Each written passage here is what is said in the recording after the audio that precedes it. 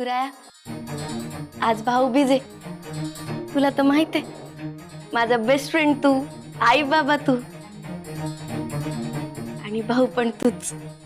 तर नेहमीप्रमाणे तुला आज मी ओवाळणार.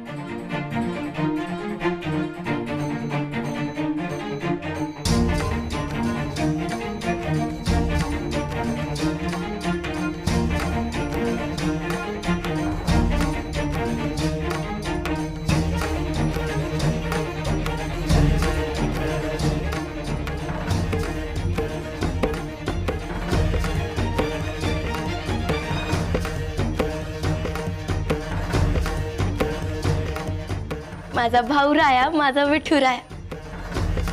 बाकी भाऊ भाऊबीजेच्या दिवशी बहिणीला ओवाळणी टाकतात, पण माझा हा भाऊ त्याच्या बहिणीसाठी सतत क्षणाक्षणाला काळजी वाहतो. अरे विठुराया, ओवाळणी म्हणून किती किती चांगली चांगली माणसं दिलीस. आदोक्ष सारखा नवरा दिलास, गावासाठी काही करण्याची प्रेरणा दिलीस, जगण्याचं बळ दिलंस. अरे विठुराया, हे सगळं एका ओवाळणीत मावण्यासारखं नाहीये.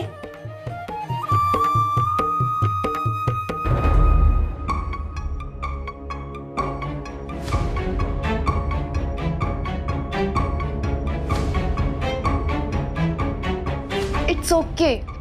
तुला मी तुझ्या हक्काची वाटत असेल म्हणून तू बोललास तसं. डॉक्टर साहेब, डॉक्टर साहेब,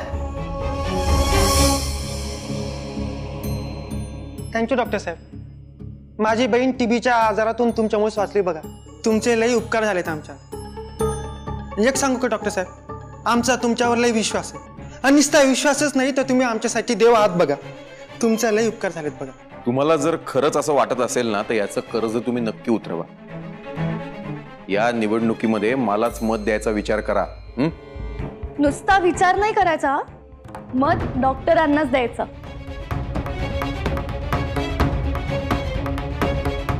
कारण विठूच्या वाडीचं भविष्य बदलवण्यासाठी हाच एकमेव योग्य उमेदवार. तुम्ही मत द्याच, पण इतरांनाही सांगा की डॉक्टरांनाच मत द्यायचंय. ओके? हो मॅडम. राम.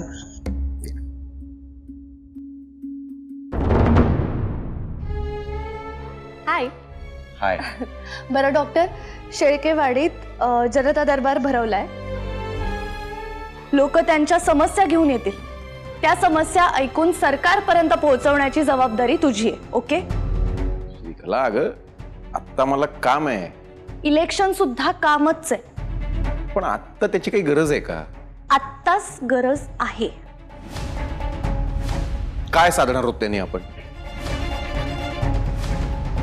काय साधणार म्हणजे? तुला जिंकायचं नाहीये का इलेक्शन मध्ये?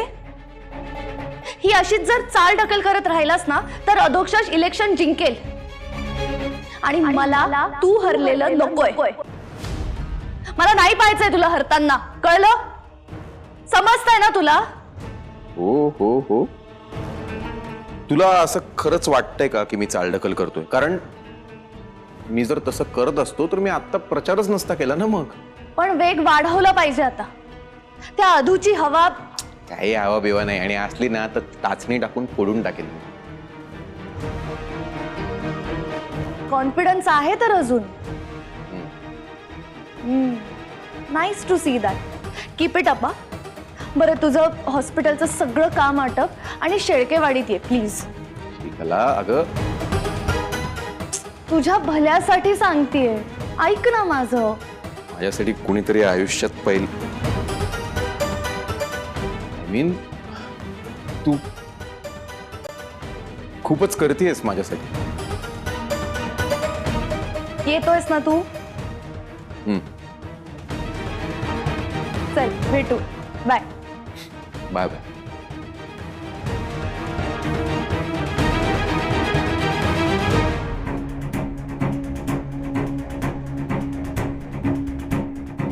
गोपाळ दिग्रसकर, यायचा तर मी विचार करतीये तुझ्या घरात. तू पूल आहेस दिग्रसकरांच्या घरात पोहोचण्याचा. आणि एकदा का मी आले की मी तिथे काय करेन हे तुमच्या देवाला पण कळणार नाही.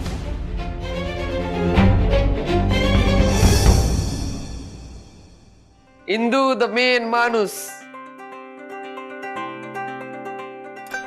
अगं माझी भाऊबीज हे बघ, आता मोठ्या भावाची झाली, आता धाकटा भाऊ.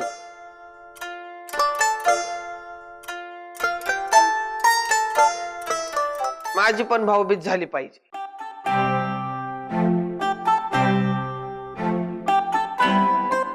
तू ओळखतीये ना?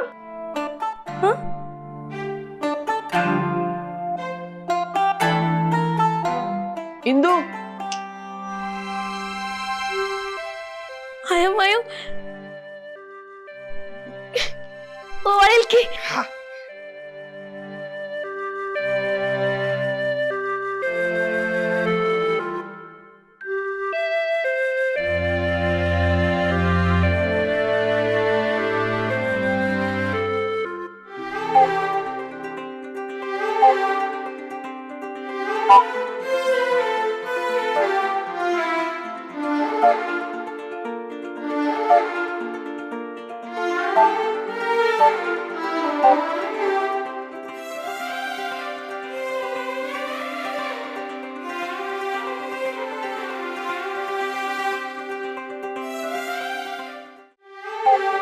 विठुराया, माझ्या बहिणीच्या सगळ्या इच्छा पूर्ण कर.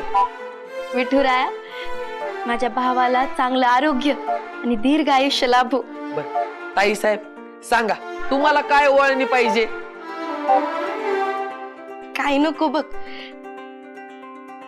फक्त माझ्या आदर्शच्या पाठीशी खंबीरपणे उभा राहा. त्याचं रक्षण कर, त्याची साथ दे.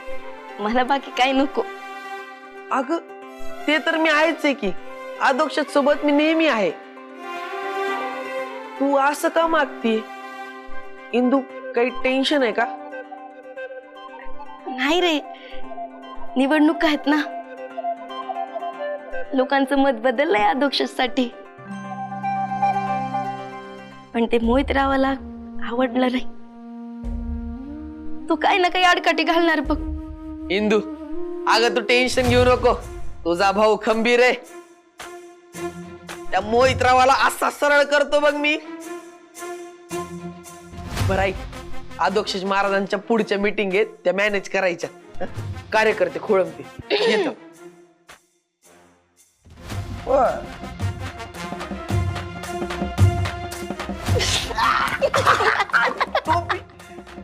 पळत बाय. रामकृष्ण. रामकृष्ण हरी.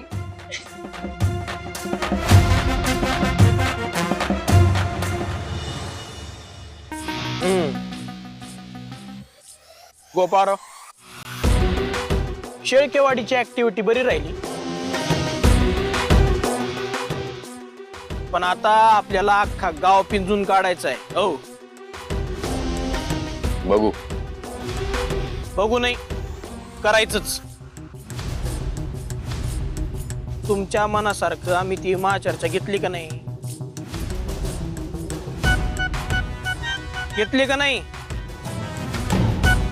काय रिझल्ट आहे त्याचा? 0. आता आमच्या मनासारखं वागायचं. आम्ही जे सांगू ते मान्य करायचं, कारण आमचा अनुभव मोठा आहे. मला कधी फोर्स केलेला आवडत नाही रे मोहित्या. आम्हाला पण आमचं नाव मातीत गेलेलं आवडत नाही गोपाळराव, आणि तुम्ही तेच करताय. येतंय का लक्षात? एवढं होतं तर तूच निवडणुकीला उभं राहायचं होतंस ना. मग या श्रीकलाताई, ऐकताय ना? नाही, हे काय बोलायला ह्यांनाच कळलं. त्याचं करावं बोल, तो म्हणतो माझंच कर. अशातली गोष्ट झाली रावी. रॉंग साईडला जाताय डॉक्टर. बघताय ना श्रीकलाताई? ए, माझ्याशी बोलायचं, श्रीकलाशी नाही. गोपाळ, तू प्लीज शांत हो ना. ते काय म्हणतात एकदा ऐकून घे ना. आपण आता शेळकेवाडीत जाऊन आलो, तिथे लोकांची मतं अजूनही अधोक्षाच्या बाजूने आहेत. हा मग आपल्याला लोकांची मतं बदलायची आहेत. गोपाळ, मला तुला हरलेलं नाही पाहायचंय.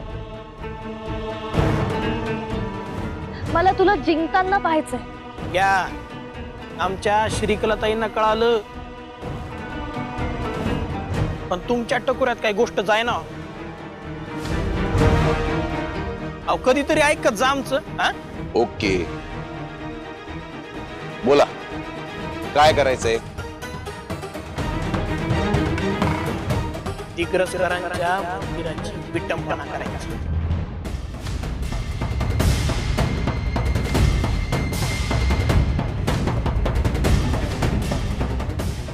म्हणजे नेमकं काय करायचंय? अहो विटंबना करायची एवढं सांगितलं आम्ही. आता ती कशी करायची, त्याच्यासाठी काय काय करायचं ते तुमचं तुम्ही ठरवा. डॉक्टर आहात ना, हुशार तर असणारच तुम्ही.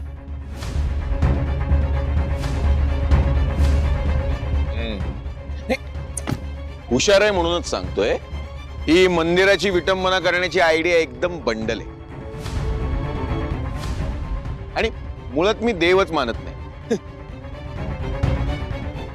दगडाची कसली आली विटंबना? या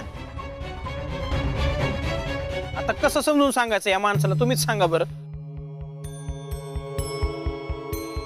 गोपाळ, प्लीज.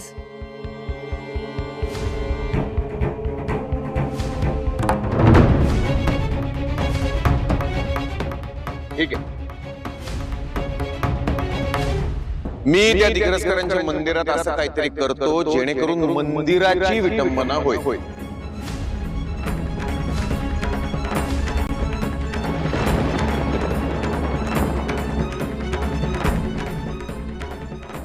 आज पाऊस पडतोय, अचानकच वीज काढली. वातावरणच खराब झालंय. Global warming. कधीही पाऊस येतोय, कधीही विजा कडाडते. विधात्या, अरे काय तुझ्या मनात?